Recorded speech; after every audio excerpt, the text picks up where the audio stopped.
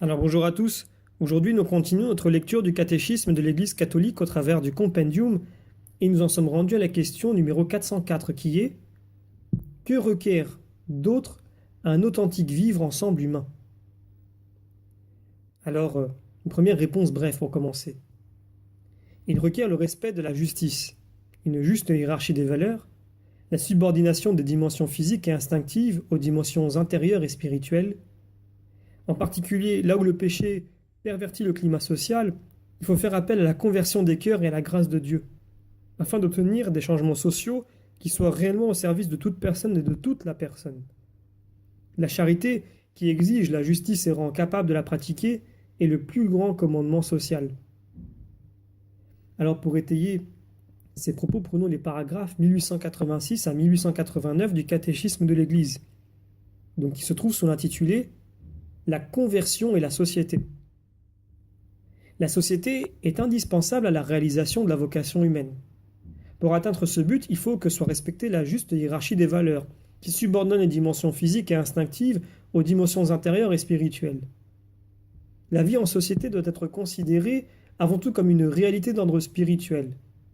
Elle est en effet échange de connaissances dans la lumière de la vérité, exercice de droits et accomplissement des devoirs, émulation dans la recherche du bien moral, communion dans la noble jouissance du beau en toutes ses expressions légitimes, disposition permanente à communiquer à autrui le meilleur de soi-même et aspiration commune à un constant enrichissement spirituel.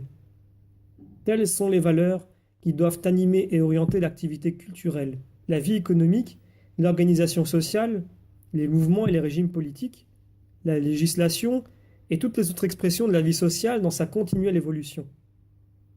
L'inversion des moyens et des fins, qui aboutit à donner valeur de fin ultime à ce qui n'est que moyen d'y concourir, ou à considérer des personnes comme de purs moyens en vue d'un but, engendre des structures injustes qui rendent ardu et pratiquement impossible une conduite chrétienne conforme au commandement du divin législateur. C'est ce que nous dit Pie XII lors de son discours du 1er juin 1941. Il faut alors faire appel aux capacités spirituelles et morales de la personne et à l'exigence permanente de sa conversion intérieure, afin d'obtenir des changements sociaux qui soient réellement à son service.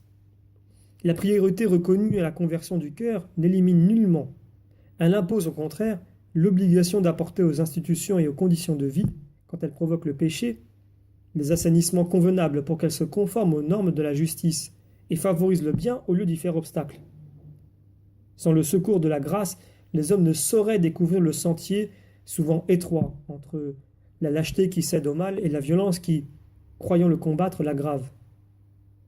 C'est le chemin de la charité, c'est-à-dire l'amour de Dieu et du prochain.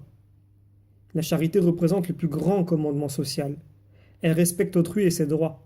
Elle exige la pratique de la justice et seule nous en rend capables.